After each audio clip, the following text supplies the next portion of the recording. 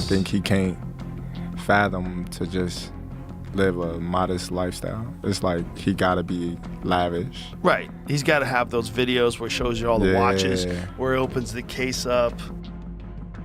Yeah. You know, he got the latest watch and the latest car, and look what I just bought. And when you get into latest watches and latest cars, you get into that like, boy, that money goes quick. Yeah. Bugattis are like $3 million. There's watches that are $3-5 million. Is they wind up going broke at a certain point, right? First of all, taxes, child support, all that kind of stuff, that promoters, this and that, and then just the way you spend your money. Could be bad investments. You could try to do the right thing and wind up with bad investments. You could just spend too much. And the thing is, if you're not the best in the world anymore, but you're one of, let's say, the 50 best in the world at what you do in your weight class, still hard to tell that dude you can make $100 million. No, don't do that because you're old. Right. Why would he not do that? You know, if you have the right money behind it and the right promotion behind it and the right kind of commercials behind it, you can turn anything or anyone into a star. So it's basically you're just choosing to do what you want to do. So if you want to do Mayweather and Pacquiao, I think it can be done in a way where people are going to be curious enough to watch it. And you guys were just talking about, it's on Netflix. It's not it's not necessarily behind the paywall, aside from unless you don't have a Netflix subscription, but people are going to watch. In a confrontation that has sent the entire sports world into a state of absolute shock, Terence "Bud" Crawford has finally pulled the golden mask off Floyd Mayweather's face. This wasn't just a heated exchange, it was a public execution of Floyd's money persona. Crawford didn't hold back, savagely confronting Mayweather over his astronomical and frankly delusional demand for $100 million just to step into the ring with Manny Pacquiao again. The atmosphere turned cold as Crawford looked the GOAT in the eyes and remarked that while Floyd once he broke the bank, you know, and I don't see him trying to, you know, give the game to the young fighters because he's a promoter now. Yeah. So I can't give everybody the game. Yeah. It's a business at the end of the day. So if they made all this money, you know, on our backs as fighters, and now I'm a promoter, I'm gonna do the same thing that they once was doing, and just say it's just the game of the business. The game. The legendary Max Kellerman has stepped forward to offer a chilling explanation for why these icons are suddenly acting so desperate. He argues that the world of boxing is a meat grinder that offers zero long-term security, no pensions, and no safety nets for its warriors. Once the final bell rings and the stadiums go silent, these athletes are left completely abandoned by the sport that made them famous. Kellerman asserts that the reason we see legends like Mayweather chasing every single cent is because they are terrified of the silence. They aren't fighting for glory anymore. They are fighting to prevent... With the 3 fights that's coming up, Floyd Mayweather, Pacquiao, Floyd Mayweather, Mike Tyson, Floyd Mayweather, I think the guy's from Greece or something like that. What do you feel about great champions doing these kind of fights as well? Or just these kind of fights that's going on? They need money. Damn. Yeah, when you need money. This is the problem with boxing. You think about financial literacy, right? And you talk about like NFL players or NBA players, there's support systems for those dudes. There's nothing like that for fighters. They got to figure it out all themselves. And if you're a fighter, that means you did not have options. Right. Yeah. It's not like basketball or football. If you could, you know, like, by the way, football players couldn't play basketball or they play basketball. It's a better deal, right? Like, you know, that's if you can, you do. And boxers couldn't do either one of those things, right? They're too small or they got hurt, whatever it is. And so you're dealing with a section of our world that is unlike. Nound. Media personality Tasha K has dropped a bombshell allegation that has left fans reeling. She argues that the clearest sign of a celebrity's financial ruin is when they start weaponizing the legal system to hunt for missing money. Tasha specifically pointed the finger at Floyd Mayweather, claiming that his current high-stakes lawsuit against Showtime isn't a quest for justice, it's a desperate search for liquidity. According to her, when a man who claims to be a billionaire is fighting in court over unpaid crumbs, it's a definitive signal that the bank accounts are bone dry and the bills is due, but you done spent everything on stuff you ain't supposed to have, and now you really need something, so you get ready to go to Walmart, right? And you know you got $132 in your bank account, all right? We all done been there, and you know you need food. The light bill due tomorrow, they're gonna cut it off, and you got $132 to your name. And so then you start to search like, well, what happened to the money? You start to go look at your bank account. You start to go, well, you start to get a little bit, well, I could take this rice, the beans, the this, and then when you get up to the counter, you hoping that something else ain't hit your account. That's done made it less, because you know it can say 132, but then you got them pending transactions that come in that hit you. That's definitely gonna put you in overdrive. You don't really start blaming or start realizing you broke until money get low, and that's when you go send people to look for where. Jim Lampley recently broke his silence, and his words were filled with profound grief and disappointment. Lampley admitted that the rumors of a Mayweather versus Pacquiao comeback don't excite him. They actually make him feel deeply saddened. He sees these returns as a tragedy of the greats. He believes that these legendary champions, who gave their blood and sweat to the sport, are only returning to the ring in their late 40s because they are shackled by financial chains. It is a heartbreaking sight to witness the most untouchable. Manny, or I will understand Manny, you know, does it make me happy? It's not really my business. It's their business. You called what was still the most successful fight in boxing history, which was Mayweather-Pacquiao. I've never been a part of a buildup like that, where every mainstream outlet that maybe had abandoned boxing over the years came roaring back. I mean, it was massive. And then the fight happens and we don't get what we hoped for. What did you come away from that fight feeling? What did you think of how that whole thing played out? Well, I want to start this by saying that I like Floyd. I get along with Floyd. I'm happy for Floyd that he was the first great social media master who demonstrated what the power of social media could be, how an event could be sold on social media. Within the Mayweather inner circle, the cracks are becoming impossible to ignore. Jeff Mayweather has made a stunning admission that the Mayweather vs. Pacquiao 2 fight could have been settled years ago when both men were in their prime. By delaying it until now, he admits it has transformed from a historic sporting event into a blatant, shameless financial circus. There is no longer a question of who is the better fighter. The only question is how much money they can squeeze out of the public to pay off their mounting debts. This isn't boxing anymore. It's a high-stakes fundraising event. I mean, that's a fight that basically, you know, it's a cash grab for both of them.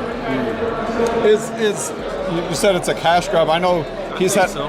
Yeah. I mean, you know, there's nothing wrong with it. If you created a name and you made a name, why not get paid for it?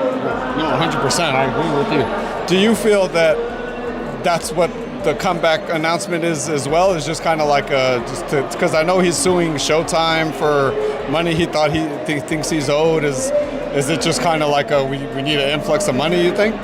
I mean, I don't really know, and I'm not really going to say anything that I don't know. So, I mean, that part I'm not going to even talk about. It's just the fact that, to me, I looked at it, and I seen the same thing that everybody else seen. So, I mean, and I've never talked to him about it, so I can't really give nobody no answer. The myth of the billion-dollar man is officially crumbling before our very eyes. Floyd Mayweather, the man who once defined luxury, now appears to be hopelessly entangled in a suffocating web of debt, back taxes, and unpaid legal obligations. Despite a career that reportedly generated over $1 billion, the evidence of a collapse is everywhere. Recent viral clips show a version of Floyd we've never seen, a man who looks physically pained and deeply uncomfortable while promoting random alcohol brands. He looks less like a businessman and more like a man forced into labor, wearing a fake smile while facing the soul-crushing pressure of a lifestyle he can no longer afford to maintain. Now he needs it more than wants it, because you see right here, Floyd Mayweather very vocally has never had a drop of alcohol in his fucking life, is out here promoting alcohol. That's how you know this dude's fucking broke as hell and swimming in debt, because he's posting shit like this. We are back. Money Mayweather and Beluga, we are back. It's a special day, Valentine's Day. It's toast to the ones that we love. Does he not look like he's a hostage right here? Look. Happy Valentine's Day and cheers. I look at the look on his face and I can't tell if he's being held at gunpoint while doing this because he owes somebody money, or if he's just looking like that because he's really confused and struggling trying to read the script for this ad. Sorry, that's... As he prepares to headline yet another exhibition freak show, the underlying narrative is no longer about his skills, but about his catastrophic financial mismanagement. Between the endless lawsuits and the reports of millions in unpaid IRS taxes, his return to the ring at age 48 is a massive flashing red light of desperation. People are now drawing terrifying comparisons to Mike Tyson, not for his power, but for his downfall. But while Tyson lost $500 million and found peace, Floyd's situation remains perplexing and shrouded in mystery. How can a man who made $1 billion be so dangerously close to the edge? The contrast is stark and terrifying. The king of the money team is now a man who looks utterly The way Floyd Mayweather gives a f about any of that, bro. He's like, you said how much? How much is the check? You said I got to talk for 12 seconds. All I got to say is I'm the voice for them. And y'all are going to give me 15 million? Like that. That's the type of stuff that Floyd Mayweather does. And Conor was calling this out quite a long time ago, even back when they were promoting Mayweather versus McGregor. Floyd not take out zones yet? Oh, yeah. So Floyd got the money, and he got tax problems. And Conor also called it out right here as well. And they said, I'm the motherfucker that can't read. Bitch, I do numbers. I make money. You know my middle name. You owe money. So Conor was on this 10 years ago. I think 2017 was 2016, 2017. So Conor's been on this for...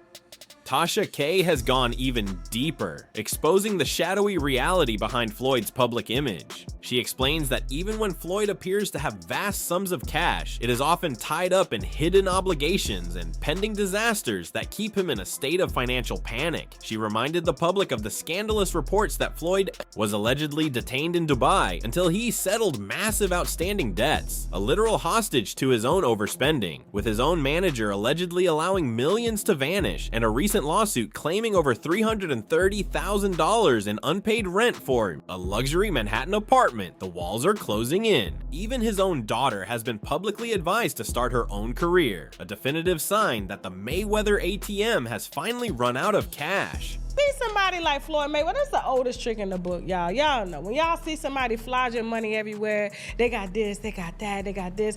Was it Gervonta Davis? Tank told us 2 years ago that the reason they held Floyd Mayweather, you can put it back on the screen, captive in Dubai is because he had owed them money and they wouldn't release him until he announced the fight to give them their money back. You know they do that over there in Dubai, right? You ain't going nowhere if you owe a debt. He was trapped over there for almost 2 months, according to Gervonta. They shared the same manager, Al Layman, who collected money in cash because Floyd Mayweather gave him a power of attorney to do so. And so when Floyd went down there and sued Showtime, he's suing Showtime, the company, the network, that publicizes these fights. Max Kellerman provides a brutal reality check for why so many elite fighters end up in the gutter. He explains that a fighter's earning window is microscopic, and without elite-level guidance, that money disappears faster than a knockout punch.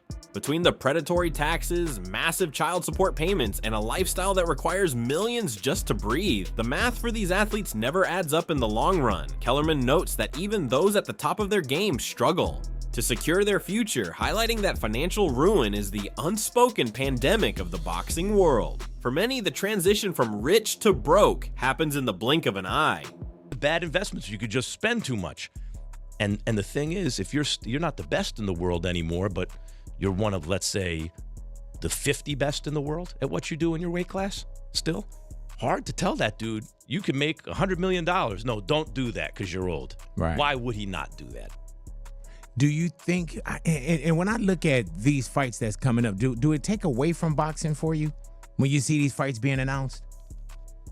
No, not. I mean, what it just demonstrates that boxing has not produced new characters that you know, whose stories people really want to follow. If we were producing those guys, and hopefully we will now with Zuffa, there'd be less interest in the kind of sideshow fights or the senior tour type fights, right, because we'd be invested in new characters. We haven't had characters that have captured the public's imagination because they're... In a fascinating but desperate turn, Jazz Mather explains the extreme physical toll these aging legends are taking on themselves. He describes them as disciplined ghosts, training every single day just to keep their bodies from falling apart because their bodies are their only remaining assets. This upcoming event at the Las Vegas Sphere, the world's most expensive and high-tech venue, isn't a celebration of technology, it's a last-ditch gamble. By bringing the fight to a global platform like Netflix, they are desperately trying to tap into hundreds of millions of viewers to generate the kind of revenue that can stabilize their crumbling empires before the final collapse. This Sylvan fighter, so him and me, we taking care of our body, and we always work out almost every day and playing basketball like that. So right now I still can fight. I feel like I'm still young. I mean, nothing changed. Jazz, this event is going to mark the first boxing match at the Sphere. We've been there, we've seen concerts there, but how did this come to be? This was a lot of work, took a lot of time. I mean, many tried and many, I wouldn't say failed, but planted seeds. It just took the right time and, having the right team in place to be able to get it done, right? It's really a timing thing and all the right people involved. The rivalry with Manny Pacquiao has been reignited, but this time it's driven by ego and survival. Mather points out that the real enemies aren't the guys in the other corner, but the snakes and intermediaries who have spent years bleeding these fighters dry. While Manny Pacquiao sends blessings and respect for Floyd's upcoming 49th birthday, the reality is far more cold-blooded. This fight is a collision of two desperate legacies. It is a historic attempt to unite two of the biggest names in history on a stage that has never been seen before, all while the shadow of financial ruin looms over both camps. Next voice Wade Plemons has stripped away the hype to reveal a dark financial truth. He claims that Floyd Mayweather's recent exhibition tour, including the Mike Tyson bout and the Pacquiao rematch, is almost entirely driven by the need to recover hundreds of millions of missing dollars. Floyd is reportedly haunted by years of... Manny came out of retirement. He did a return pro fight of last year. Obviously, Floyd sees that. Floyd's very competitive. He wants the same thing. He feels he can come in, he can do the same thing, and why not give it that chance? They're both the best in the game. They're both world renowned, and the sport would not be what it is without them. I think that's fair to say, given their stature, for sure. Jazz, quickly, I want to ask you the biggest impediment to getting this done, because it sounds like Manny's wanted to have a rematch over these last 11 years. What's been the biggest barrier, the biggest hurdle you've had to overcome? The biggest barrier would be, I would just say, sometimes there's people in the way that just don't present either the deal the right way, or just are not able to get it closed. A lot of times people will look after themselves rather than look after the... Also makes a cynical but brilliant point. The public is being manipulated. He notes that casual fans don't care that Floyd is 49 or that Manny is 47. They only care about the names. The promoters are banking on the recognition factor to trick the world into buying another overpriced pay-per-view. This is a strategic move to maximize income while leveraging the ruins of a reputation. It proves that even the wealthiest athletes in the world are not immune to the money trap, where you have to keep performing just to stay afloat, turning your legendary career into a never-ending job. Way with that when you do exhibitions, and again, Floyd fighting in his exhibition versus Mike Tyson in the Congo to get ready for this. That's on April 25th. And like we saw a second ago, Manny takes his on April 18th. From the Thomas and Mack Arena in Vegas. So this must have been planned in the works before they even announced the exhibition fights, right? And again, Floyd's got a tough one. Ruslan is a former world champion. It's a 10-round welterweight fight. That's not the same exhibition that Floyd is doing. They don't even have rounds yet for the Floyd and Mike Tyson deal. Minutes, none of that. This is a 10-round exhibition, but it's a fight because Ruslan's a bad mother. But this was all it had to have been set up, put in play for those two to come together in September. They needed a tune-up fight for each of them. That wasn't going to count against them on their records. Hopefully no one gets knocked out in those two The legendary Paulie Malignaggi has issued a final stinging verdict on this entire saga. He sees the upcoming Mayweather versus Pacquiao fight as nothing more than a high-level heist. He reminded the world that the first fight in 2015 was a boring spectacle that felt like a con job